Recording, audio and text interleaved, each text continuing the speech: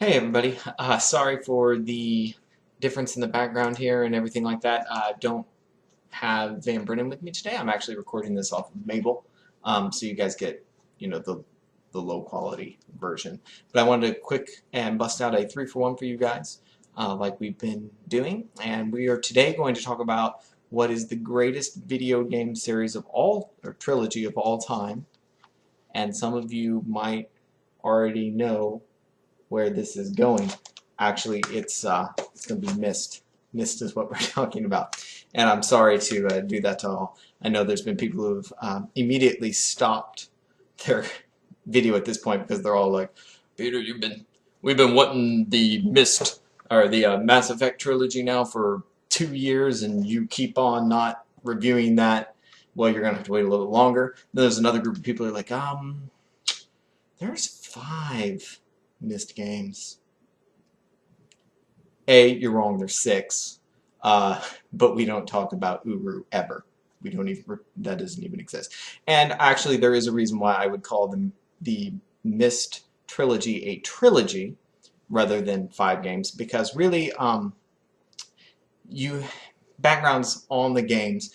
You have 3 games that are made by, well, we'll start this way. This is Myst. This is the original Myst. You will also notice that I actually have a autographed copy of the original Myst. I mean, that's the original case. It's got the words on the side and everything. I mean, that's one of my status symbols right there.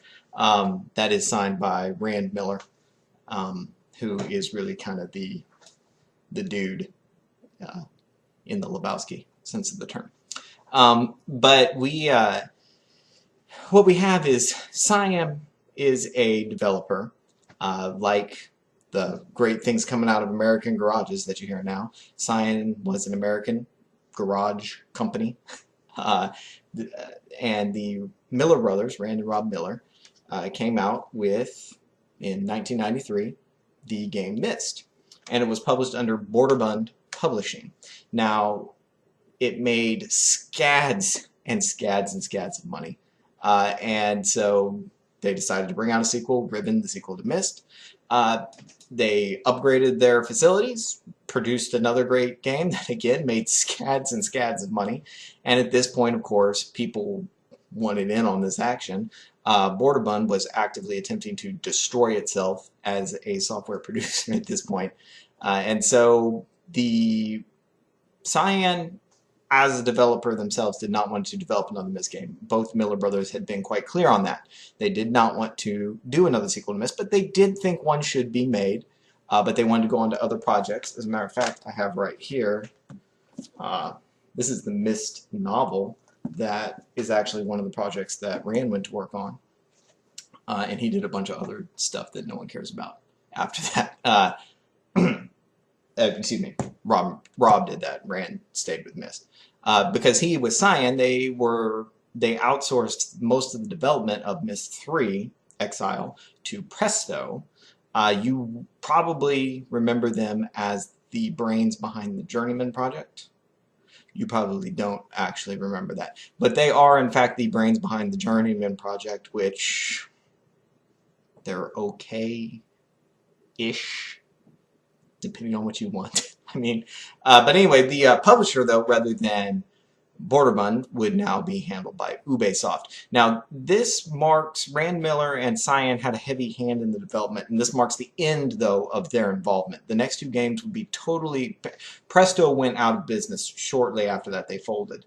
And so they tried some failed Xbox project, or it doesn't matter.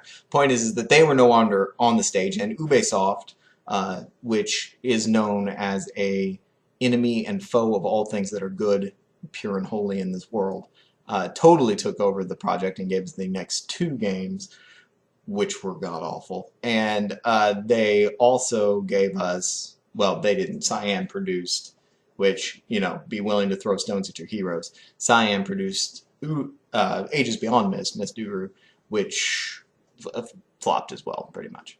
I haven't checked. There is actually a Kickstarter up by the Miller brothers now and Cyan, which you should probably go support because they produce good stuff. Well, you don't. You haven't heard the review yet. But what we're actually going to do, now that I kind of set up why I view the Myst trilogy as a trilogy, because you really only have 3 games that the original people worked on, and the 3 that are kind of define what it is to have a Myst game. What we need to get into at this point, this is going to actually branch out and become more than just a 3-for-1, my typical 3-for-1 review, because you can't talk about the Myst games without talking about something very specific, which is, are video games art? That's really a debatable question. I mean, you know, there's people on both sides of that. Many talented intellectuals, critics who would say no, they aren't. Many who would say yes, they are, they can be. And Myst is really gonna feature critically into that discussion anytime you have that discussion, no matter who you have it with. Unless it's 2 people who don't really know anything about video games, and they probably won't bring it up. But I think it's critical for that discussion. So I'm actually going to kind of divert for a moment into a talk of why I personally do think video games are art, or at least can be, and how that relates to how we approach them. Now, first of all, I do want to say that the way that I view video games as art actually makes me hold them to a higher standard than a lot of other gamers, people who like games, because if you're really trying to produce something that you want to consider art, it needs to operate on a higher level. And I mean, you have to realize that whenever people criticize the concept of video games as art, they point to things like Duke Nukem Forever. That's a piece of garbage. Well, yeah, you know what? So were the Twilight novels. And that doesn't mean that literature is not a form of art. You know, the same goes with movies, same goes with TV, same goes with fine arts, paintings. This thing behind me right here is a painting. I don't necessarily care for it. Doesn't mean that art doesn't exist in a fine art format. But basically, kind of, this is the approach I take to video games as art. I think when you look back at the history of art, and video games as an art form is rooted in where art is going, rather than as art itself almost. Let me explain. When you look at old, like, art expresses something. So you look at, for example, something like Rembrandt's Raising of the Cross. It's supposed to present a depiction of what the author, the artist, viewed as a real historic event. It portrays it in a way that attempts to put forward a certain truth, that, like, him painting himself in there, and you know, and the nuances of it, which wouldn't be historically accurate, but are trying to get across a point that he wanted to make within his art form. And so it's very much like the artist is trying to tell us something. Now, as we progress, and of course we hit deconstructionalism, and now we're like, well, we bring meaning to text, to art, etc. as well. And I don't discredit that as much as some people might. I mean, I do think we bring something to art when we engage with it. Now, as an artist starts to do that, you know, you get a guy like Jason Pollock who will put down very abstract, or even this thing behind me here, you know, it's very abstract, because you, as the participant in the art, are supposed to be bringing all the meaning and all the value to it. And you're the one that is defining it by your participation in it. And that's the key thing, because that's where video games, I think, come in as art. Video games are an expression of storytelling, an expression of visual art, an expression of all types of art, where it's the most existential art. You are actually in control. You're moving it. You are participating in it and actually literally shaping it, not just figuratively, like with looking at a Pollock painting or maybe personally performing a piece of music. It's an involvement, it's an art form that allows you to be that directly connected. Now, we could argue as to whether or not that's a good thing. I mean, and obviously different games do it to a different extent. But I think when you look at the games that people consider art, and the ones that people put forward when they're talking about video games art, take, for example, Minecraft. Minecraft is not, the graphics are crap, let's be honest. The gameplay is not necessarily an extremely useful interface. I mean, but you can do whatever you want, and that's what people see. Same with The Sims. You know, you can build what you want to build. You can express the world in the way you wish to express it within someone else's medium art form. Even in the most linear of video games. Let's take a game that, again, I would throw out as a great example of art, but is much more constrained, would be like Final Fantasy VII. Um, Ultimately, you are not going to change how Final Fantasy VII turns out. It will be a certain way. It's always going to run the same course. But even within it, you change how that course happens. You're actively involved in that. And I think that's where a lot of people get hung up, and what they miss is that video games are a different type of art. In the same way that cinema is a different type of art than stories. We all know books don't necessarily make great movies, and vice versa. In the same way, there's a reason why video movie licensed video games have this reputation of being so awful. And I don't think it's just because of the gameplay or just because they're generally lazy and kind of phoned in. I think it's really very much that it's attempting to express art in the wrong medium. You're trying to make a movie and you're forcing it into a video game. And you just can't always do that. And one example I wanted to bring up here of kind of this, another sense of the story progressing in a certain way and just how it's different than other mediums. Imagine the game Journey that came out, which I was floored by. I actually thought it was gorgeous and beautiful. And of course, when James was playing it, I was making many snide comments because that's what I do. But actually, I thought the game was just amazing.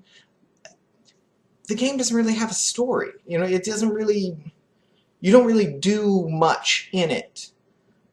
But it's like, but the art of it is the fact that you're the one going down this path, and you meet with someone, and it ends up being a beautiful tale, I think, of what life is really like. You're not given a ton of direction. You come alongside someone for a brief period of time, and you're with that person, but then they go and you go, and you do have that, you almost communicate with them even though you're not able to communicate in the game, until eventually, you know, you reach the end of that journey.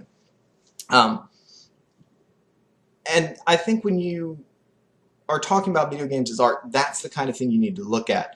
That concept that you can't evaluate it the same way you do other forms of art. Just like there's a different set of criticisms that will go with movies, that will go with literature, that will go with fine art, that will go with music. I think we need to create a new set of criticism and how it applies to video games. And I don't pretend to be the greatest art critic in the world. I wouldn't even pretend to be the worst art critic in the world. I'm not a critic.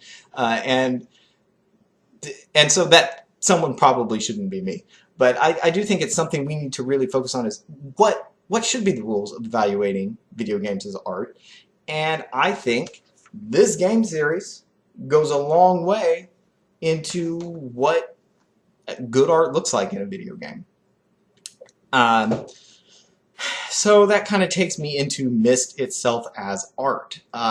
Why would I call Myst art? And why is Myst important to the discussion as video games as art? I mean, it wasn't the first game with good graphics. It wasn't the first game with a deep story. It wasn't the first game with very immersive gameplay. It wasn't the first game with good music. That's a lie. It was the first game with good music. It was definitely the first game with music this good. Myst did something, though, that games I don't think had done until that point. And this whole, you might disagree with video games being art, you might agree with it, you might disagree with how we should judge video games as art, but the bare fact is we wouldn't even have that discussion if it weren't for the Myst series, in particular the first Myst game. That was the game, it didn't view itself as a game. And as you play it, you don't even really know what you're doing. It's a very good, almost like I said with Journey, in some ways they're very analogous games. It is very much it's very much representative of life. You're not given instructions, you're dropped in a place and you're you know, there's even competing values. I mean, it's like you don't know what you're doing. But for all you know, when you're playing Myst, there might be no end. There might not actually be a real objective. Maybe you're just supposed to walk around and look at stuff. Now, yeah, you got two guys almost immediately telling you, oh, you win by doing this, and you win by doing this. They're competing views, though. They're not similar. They'll even tell you don't do the other thing. And there's no outside context to really help you with it. You have to form an outside context by looking at the world that you're in. And as you go around and are exploring and realize, hey, both of these guys are whacked. Maybe there's a different option. Maybe there is no other option, but, you know, what are you going to do with it? And in that sense, like I said, Myst doesn't try to take itself as a linear game. It didn't even try to tell a story, really. It tried to present a reality.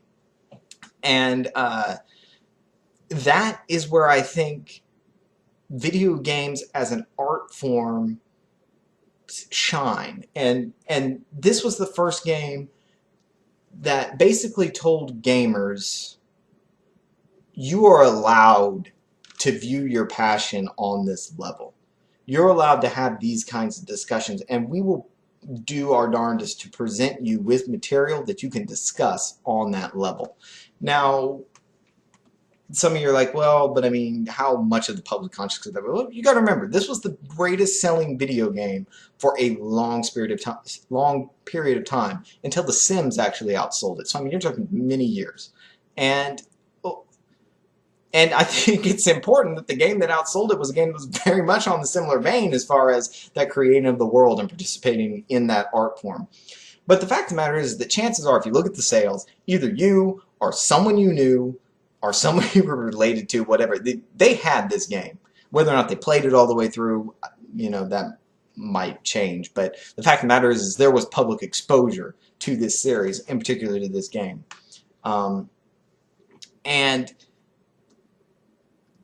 so it was on that level that it kind of brought that discussion to a new light and just to a new level. And I would say remains one of the best expressions of that video game as an art, and one of the best go-to examples for video games as an art. I mean, in the, this came out in, I just said, 93. 93, so I mean, we're looking at over 20 years since it's come out, and it still to this day remains that best expression of video games as art. It's my go-to example for it. Which brings us to focus things back in on our actual 3-for-1. So there's Myst, there's Riven, and there's Exile, the third Myst game. Of those three, Exile is the one that is the most removed. It's the one that was done, like I said, by Presto, primarily developed, and you can tell when you play the game. It plays a lot more like a journeyman game than the other two play very much more like Myst games. As might be evident by the huge rant that I just gave, the original Myst, I think, is the best of the games because it's the one that truly elevates itself to that next level. Exile is phenomenal. Riven is phenomenal. But really, ultimately, they are very pretty well done games. And I would say Exile is art. And it definitely tells a moving, compelling story. And it draws you in. Riven, not as much. I think Riven is the weakest as far as overarching game, but one reason for that, I think, is because it is it's the one that is actually the most game-ish and the least ethereal, like Myst was. You know what you're doing, you just got to kind of figure out how. It's more of a typical puzzle game, which again I would call an art. I would still call it art, but I think it's less of that. It's just not as well done. And of typical adventure puzzle games, Exile is better than Riven. So I kind of say you got Myst, you got Riven, or Exile, and then you have Riven at the bottom. But it's like I was thinking, if somebody asked you pick your 3 favorite traits about your significant other, which one of those do you like the least? Well, it's still probably a trait that you like more than the rest of humanity combined. It's just the least of the 3 greatest. As a matter of fact, one reason why I always hesitate to make top 10 lists for video games because the first 3 games are always Myst, Riven, and Exile anyway. They're that good. But I've already given my reasons why Myst would be the best game. Exile definitely has great execution. Like I said, it's a little It's a little more linear. It's a little more journeyman-ish, but it's definitely pretty good, and it's got Grandma Wormtongue in it, which is always fun. Um, the one that the series really sets up and does the most for the series as a whole, our second question we generally ask, Myst again. I mean, it's not only the most influential on that series, it's probably the most influential game on all the video games, and potentially might become one of the most influential things in art. So I think that's got to count. Can it survive on its own? Yes, it really could. It didn't need a series. I'm glad that it got one, particularly the next two. They're both phenomenal games. You got to play around in a really imaginative universe even longer and more. So yeah, I'm gonna go with Myst as that. If you have never played Myst, you can actually download it from the iTunes store if you've got like an iPad, or you can get it for your computer, same way. Also, if you've got an Android version, you can get it on the Google Play Store. I haven't actually played the ports, so I don't know how good they are. I know my brother has, and he said it was pretty decent. So it is definitely something you should do, particularly if you want to actually be someone who is knowledgeable of all forms of art, or at least want to have a true reason why you say video games aren't art. In either way, you're going to have to deal with this game, because that's going to be the go-to example that I would give, and probably actually most people would give. So there it is. Definitely go out and play it. Definitely think about it. And I would like to hear what some people think about video games being art. Maybe you think that my rationale for how video games are art is BS, or maybe you agree with it, and maybe you're one of the people who wants to throw out, so what does that mean about how we critique it as art? I mean, obviously, technical things are important. If a game is unplayable, I mean, you might have a great, movies they are judged as art by part of their technical quality. How good is the cinematography, the lighting, the sound? Books are judged by their technical quality. Music judged by its technical quality. Video games probably should be as well, which means when you look back at some of these older games, Myst is a little dated as far as its graphics go. I mean, you can see some screenshots on the back, and that's beautiful, but it's definitely 90s. So, I mean, you gotta judge it by that kind of thing. So let me know what you guys think about all that. I'm just looking to start some discussion on that one, and we'll see you guys next week.